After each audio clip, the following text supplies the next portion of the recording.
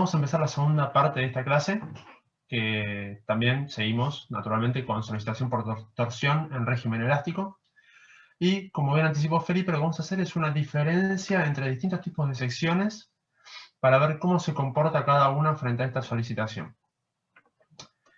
Bien, el primer tipo de sección es la sección de la cual habló Felipe, que son las secciones circulares, ya sean macizas o huecas.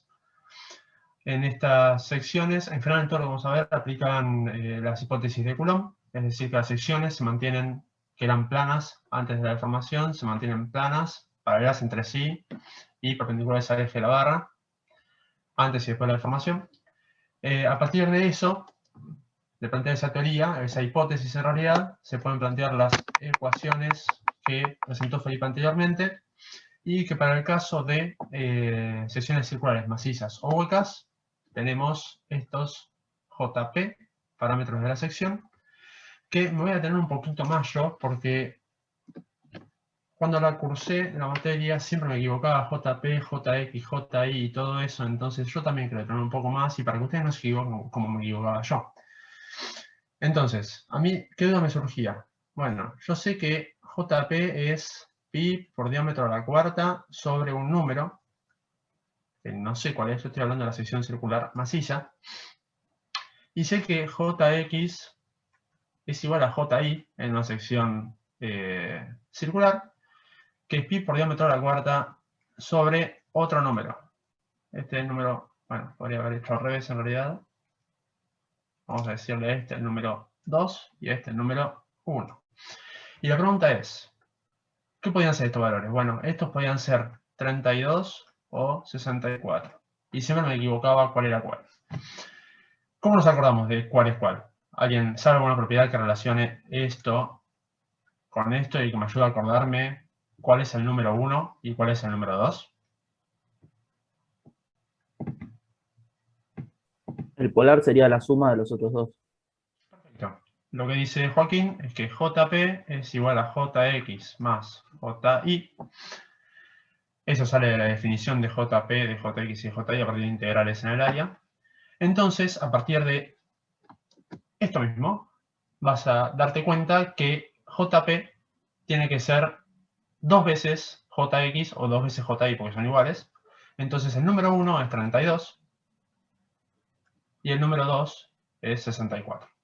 ¿Ok? Bueno, nada. Esa es una primera aclaración que quiero hacer al respecto. Después, además, con respecto a las secciones anulares y a esta partecita de acá, que también es algo que suele ser bastante conflictivo, el JP de una sección anular, bueno, no lo he escrito vuelta, ya está arriba, pero lo que voy a decir es, ¿cómo es el área de una sección anular? Y voy a hacer esa comparación, digamos. Bueno, el área de una sección anular es el área mayor, donde DE es el diámetro externo, menos el área menor, donde DI es el diámetro interno. ¿Esto qué arroja? Bueno, que es pi sobre 4 por diámetro externo al cuadrado menos diámetro interno al cuadrado. Bien, ¿ven alguna similitud entre esto y esto? Bueno, sí. En esencia lo que quiero decir es que funciona más o menos igual.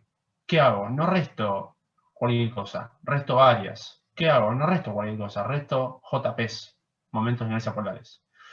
Al restar áreas, obtengo esta relación de diámetros, diámetro externo al cuadrado menos diámetro interno al cuadrado. Si lo llevo a algo que no es tan evidente, bueno, resto momentos de inercia polares, el mayor, entonces es diámetro externo a la cuarta, menos el menor, diámetro interno a la cuarta. ¿Ok? Todo esto para que no hagan esto. Diámetro externo menos diámetro interno a la cuarta, mal. Eso no lo hagan. No. ¿Ok? Bien. Nada. Creo que estos comentarios van a ayudar un poquito a que no se olviden. Bueno. Entonces, sin detener mucho más en eso, porque ya es todo lo que habló Felipe básicamente, voy a pasar a otro tipo de secciones que vamos a analizar con la teoría de Brett, que son las secciones cerradas de pequeño espesor. Entonces, ¿qué quiere decir pequeño espesor? Bueno, pequeño espesor quiere decir que si esto es B y esto es H, ambos son mucho más grandes que el espesor. ¿Cuánto? Bueno, no sé, se me ocurre por tirar un número, más de 10, 20 veces que la dimensión del perfil. Mucho más grandes. ¿Y qué es lo que ocurre en este tipo de secciones? Bueno, en este tipo de secciones sigue siendo válido, lo que estudiamos acá, que las secciones que antes de la deformación eran planas, paralelas entre sí y perpendiculares al eje de la barra, siguen siéndolo después de la deformación, es decir, siguen siéndolo una vez que aplico el momento torsor, y además no cambian su forma. ¿Y eso qué implica? Bueno, eso implica que si agarro y me voy a un caso particular de sección de pequeño espesor, que voy a ir a una sección circular de pequeño espesor, y ahora les voy a decir por qué voy a este caso, eso me sale bastante bien. Si yo sigo lo que decía Coulomb, en las teorías estas de secciones circulares macizas o huecas, ¿cómo es el diagrama de tensiones cuando someto esta sección a un momento torsor, en esa línea que dibujo ahí, por ejemplo?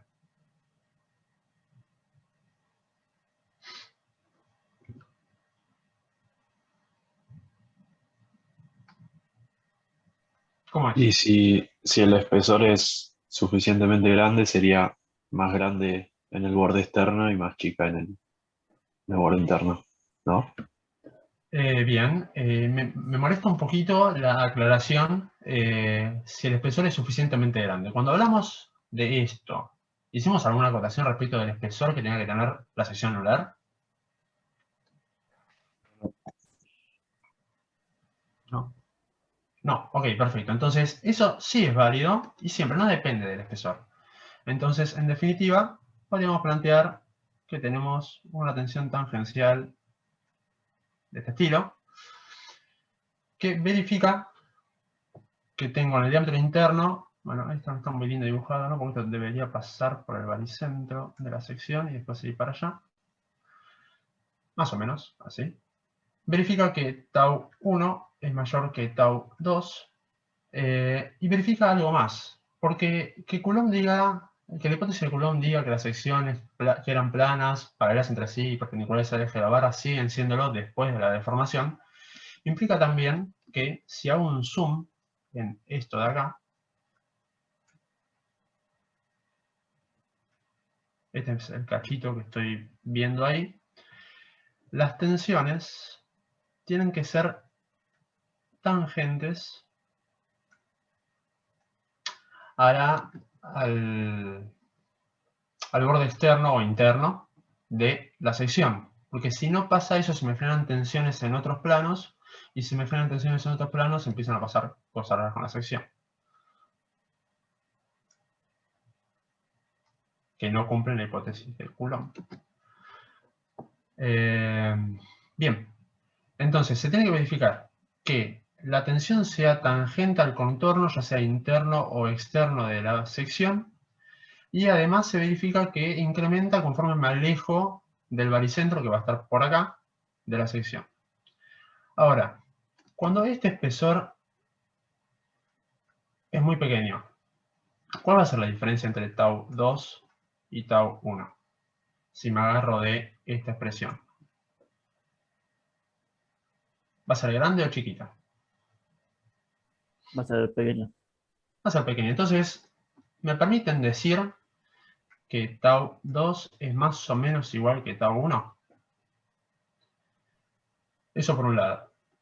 Entonces, si tenemos este tipo de sección, en lugar de hacer este tipo de diagrama lineal, nos permitimos decir que va a ser uniforme a lo largo de toda esa fibra, de esta fibra de acá. Ahora, también hay otra hipótesis detrás de Brett, que es que este es un caso particular, porque claro, que sea tangente acá, significa que es para arriba o para abajo, pero sí el mismo sentido que el que sería acá, acá lo mismo. Pero ¿qué pasa si tengo, por ejemplo, una sección medio con forma extraña? Entonces, no sé, digamos, una sección con forma rara tal que esto de acá que estoy remarcando, es algo así. Bueno, se tiene que verificar, para que no se mezclen tensiones tangenciales en otros planos y demás, que las tensiones tangenciales sean tangentes. Ahí el lápiz, voy a escribir en cualquier lado, ahí está. Tienen que ser tangentes al contorno de la sección, eso se tiene que verificar. Y además tiene que ser, como dijimos antes, gradualmente creciente, ¿no? Linealmente creciente conforme me alejo del baricentro. Bueno, Brett me dice que esto también, de vuelta, como este espesor es muy pequeño, bueno, la diferencia que voy a tener entre esto y esto tan grande no va a ser, entonces, aunque tenga este caso, también puedo asimilarlo a una distribución de tensiones uniforme a lo largo de esa fibrita. ¿Ok? Entonces, a partir de esas dos ideas, que no me importa demasiado, no me importa, quiero decir, conceptualmente es importante, pero a los fines del cálculo no me va a representar demasiado hacerlo así o hacerlo así, porque las diferencias son muy pequeñas. Entonces, a partir de todo eso, Brett dice que las tensiones son uniformes a lo largo del espesor. Entonces, cualquier tensión a lo largo de este espesor es la misma, a lo largo de este espesor es la misma, y a lo largo de este espesor es la misma, y lo mismo para este. Bien.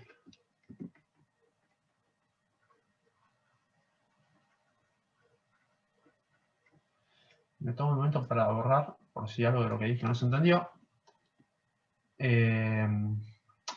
Bien, entonces, a partir de plantear esto, Brett agarra y define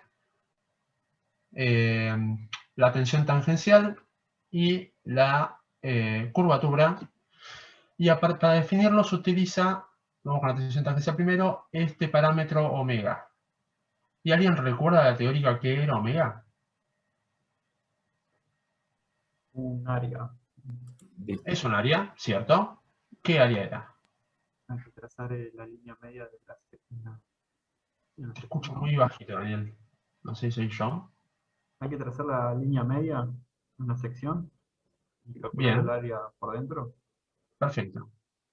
Entonces, lo escribo.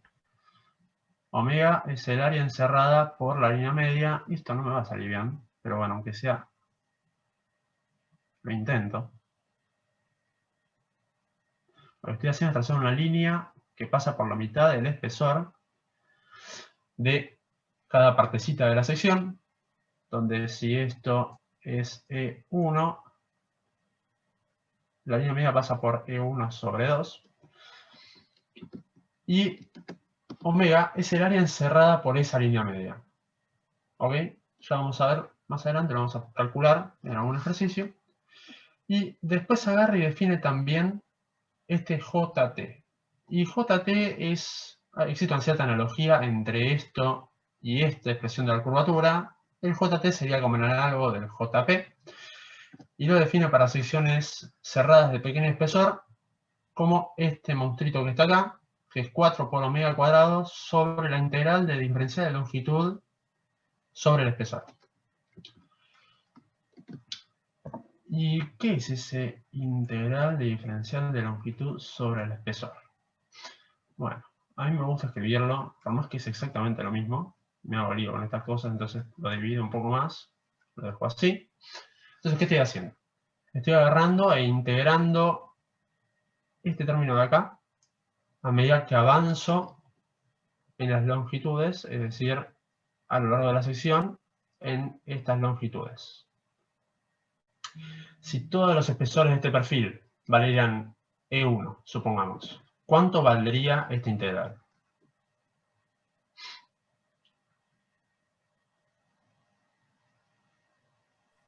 Uno sobre E por L. 1 sobre E por L, dice Joaquín. ¿Y L cuánto vale? Bueno, vamos a hacerlo. ¿Cuánto vale L?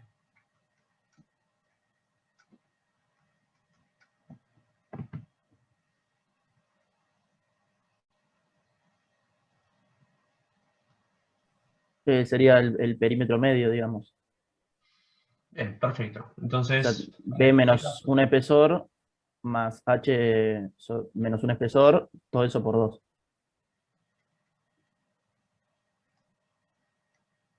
Voy a hacerlo complicado porque me quedé sin espacio. Esto es lo mismo que por 2, ¿ok?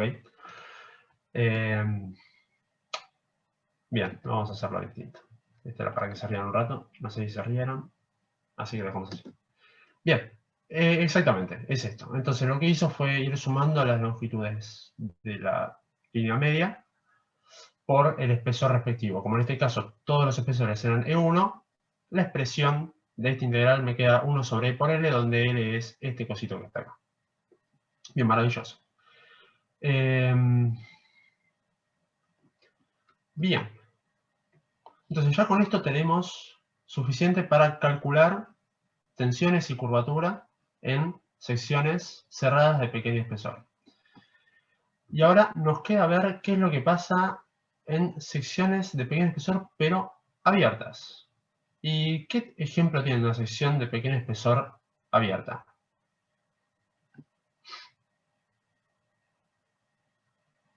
¿Tiene un ejemplo que se le venga a la cabeza? Perfil L, C, I. Perfecto, un perfil creo que dijo L al principio. Cualquiera de los perfiles que veníamos viendo en reflexión, esto,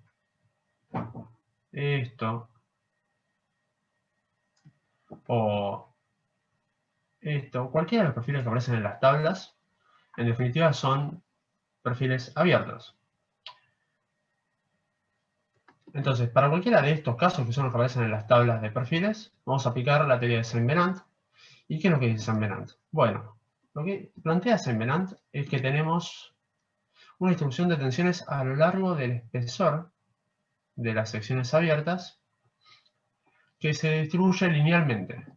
Entonces, lo que quise decir es esto, en donde si hacemos un pequeño zoom, para que sea un poquito más claro, tenemos este cortecito, y tenemos una tensión muy grande ahí, otra tensión muy grande acá, y las unimos linealmente. Y como dijo Felipe, si no se entiende bien el dibujo que hacen, aclaran, eso es línea. Bien. Entonces, a partir de plantear esta idea, es donde se obtienen las ecuaciones de tensión y curvatura para perfiles abiertos, de pequeño espesor. Ahora, antes de avanzar con las ecuaciones, les hago un par de preguntas. ¿Qué piensan respecto del desempeño de los distintos tipos de perfiles? Vamos, en particular, me voy a quedar con este, que es el más notorio. ¿Qué piensan? ¿Que este perfil se la banca bien o se la banca mal a torsión? ¿Y por qué?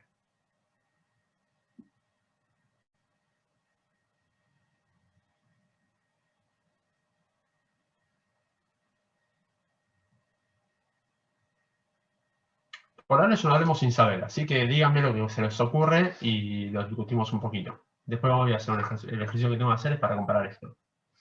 Por intuición te diría que mal. Mal, bien. Y digamos, ¿hay alguna justificación en tu intuición o es mera intuición y ya, nada más? Bueno, no sé, pensando en el momento de inercia polar, como es la sumatoria de los dos, uno si bien es grande, el otro es chico, entonces pensaría que la sumatoria me va a dar un valor menor que si fuera una circunferencia.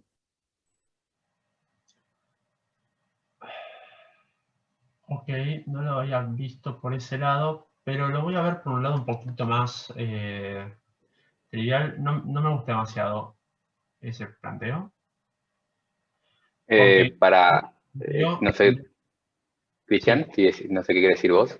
digo, ese planteo sería reemplazando las expresiones de tau y curvatura en esto de acá arriba. Sin embargo, eso no va a ser válido para Saint-Venant. Entonces, meterse por ese lado no sé si es lo completamente correcto. No sé si quería decir algo diferente.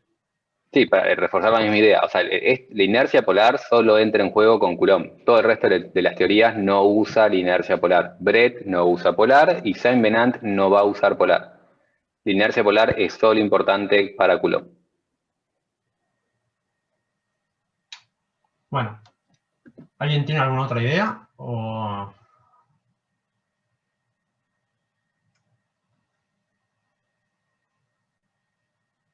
vamos a ver, ¿no? Pero en definitiva lo que tenemos es que veamos este perfil, por ejemplo, el breadth.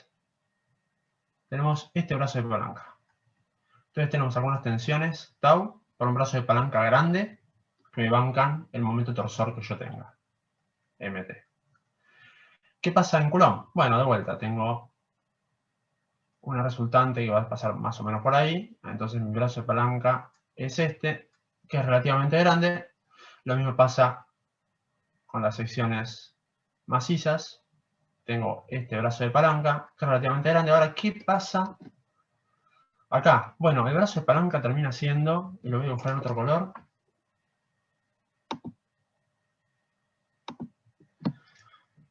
Termina siendo solamente, si pasa el resultante de tensiones por acá y por acá, termina siendo esto. Que recordemos que este era ese pedacito de ahí, ¿no? Entonces, esto que tengo acá es el espesor. O sea, la distancia entre la cuplita esa que se me forma, para la cuplita esa que se me forma, es una distancia menor que el espesor. Entonces voy a tener que poner mucha más tensión para bancar el mismo momento torsor.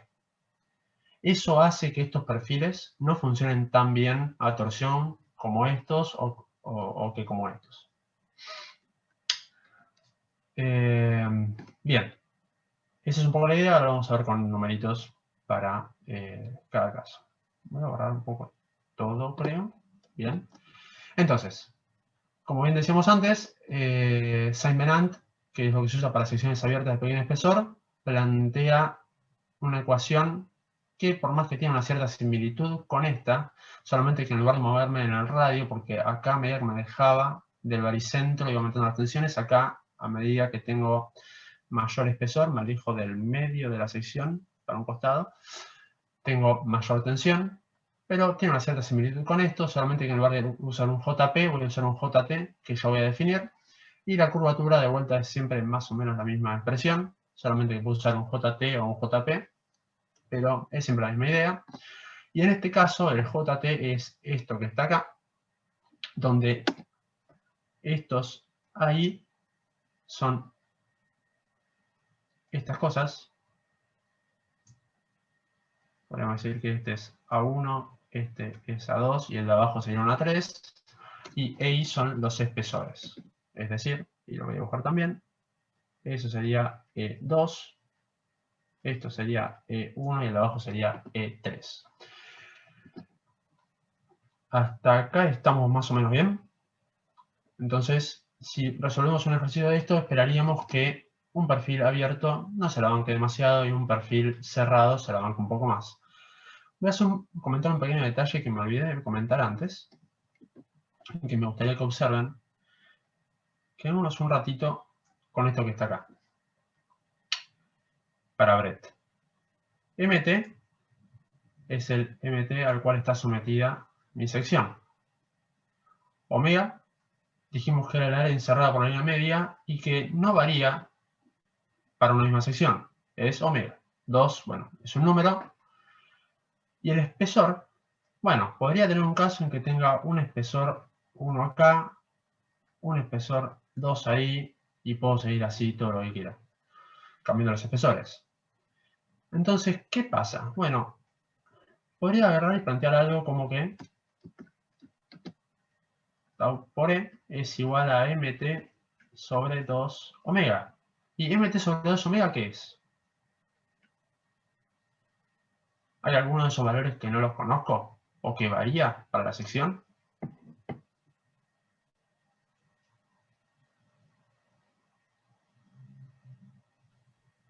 Constante.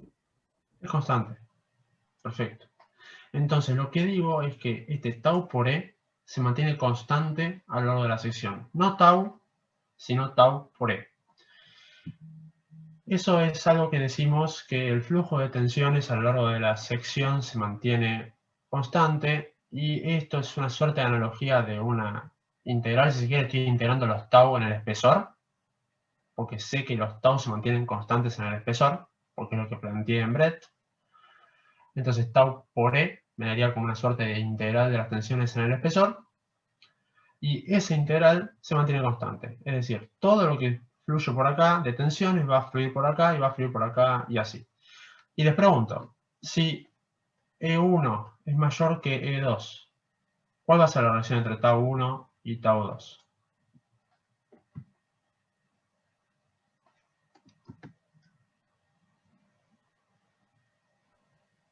Tau 1 es mayor que Tau 2. No, no. ¿Cómo? Tau 1 es menor que Tau 2. Bien, perfecto. ¿Y por qué? Bueno, porque de vuelta lo escribo acá, tau 1 por E1 tiene que ser igual a tau 2 por E2. ¿Ok? Si este es más grande que este, entonces este tiene que ser más chico que este, o al revés. ¿Ok? Lo importante es que tau por E se mantiene constante a lo largo de la sección. Bien. Habiendo entendido esto, quiero hacer un breve comentario. En realidad, cortamos aquí la Cristian, Sí. comentario muy corto, si volvés una para atrás. Fíjense que esto que dijo Cristian vale para Brett y termina pasando lo contrario en Saint-Venant.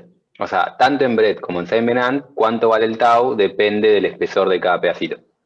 Y fíjense que en Saint-Venant la parte que se lleva más torsión es la parte más gruesa. Es decir, la tensión del ala y la tensión del alma son distintas. ¿Cuál es mayor? Será la que tiene más espesor.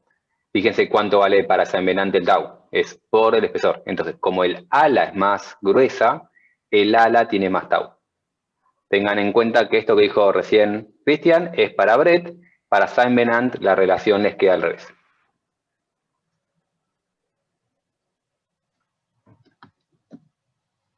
Bien. Una consulta pequeña.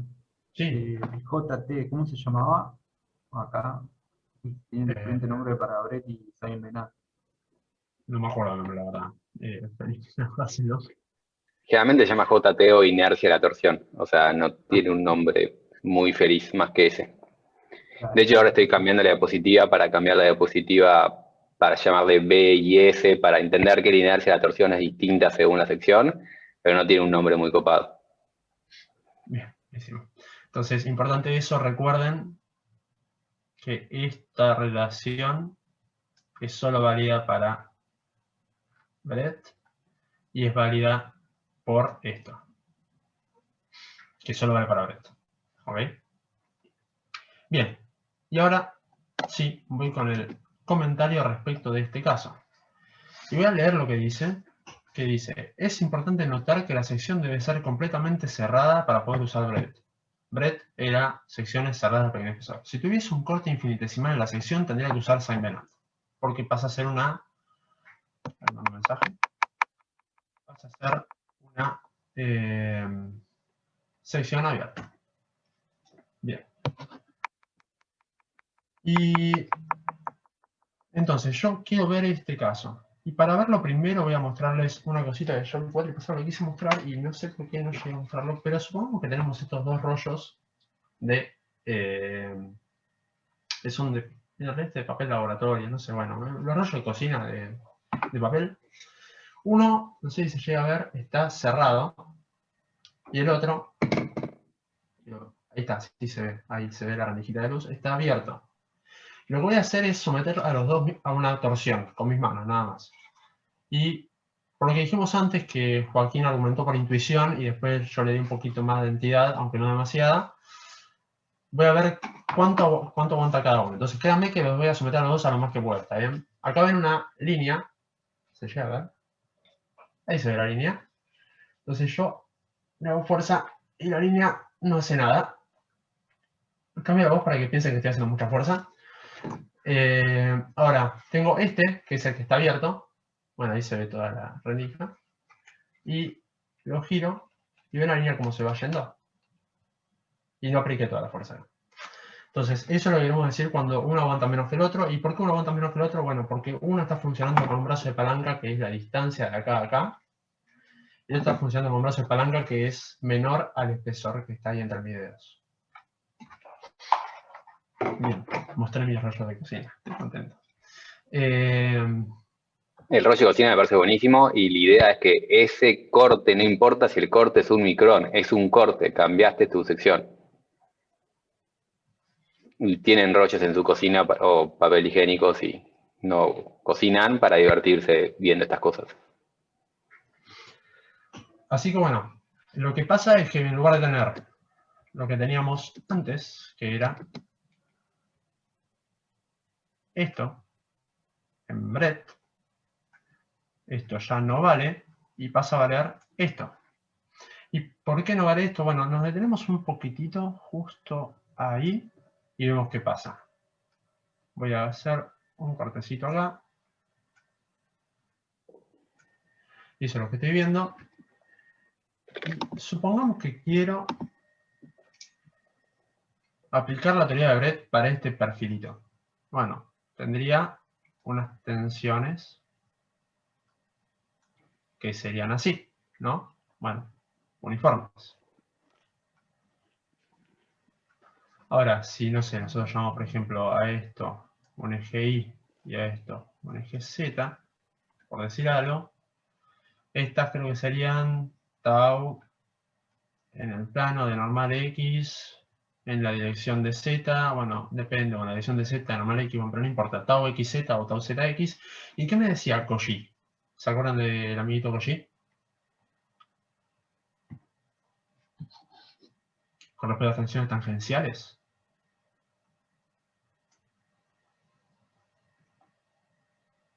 ¿Se acuerdan? ¿No? No, es una respuesta válida. ¿Me acuerdo?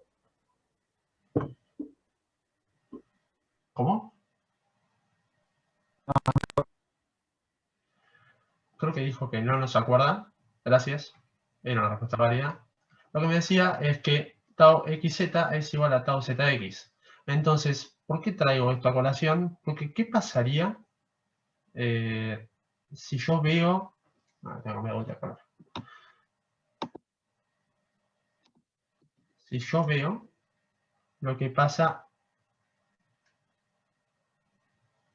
acá. Eso es lo que sigue para acá en el perfil, ¿no? O sea, de este lado. No sé si se entiende lo que estoy dibujando.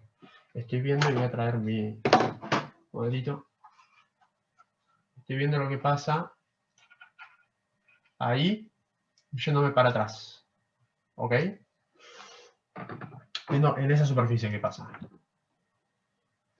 Bueno, como me dice Cauchy que tau xz tiene que ser igual a tau zx, van a aparecer unas tensiones acá. Tau zx, que van a ser iguales a las tau xz. Pero ¿pueden existir estas tensiones tangenciales en ese plano? ¿Se entiende lo que estoy preguntando? Creo que la teórica dijeron que no, porque en las caras exteriores no puedes tener tensiones, o algo así era. Exactamente, ahí se introduce un poco el concepto de borde libre. ¿Qué es lo que está pasando? Ese borde que está ahí no está en contacto con nada, no está sometido a nada, está libre, ¿ok? Yo estoy aplicando sobre mi barrita un torsor, pero en toda esa línea, que bueno, está medio desprolija en este caso, pero bueno, se entiende, no está tocando nada, es un borde libre, ¿ok? Entonces, no puede existir tensiones en este plano de acá. Si no pueden existir estas tau zx, tampoco pueden existir estas tau xz. ¿Ok?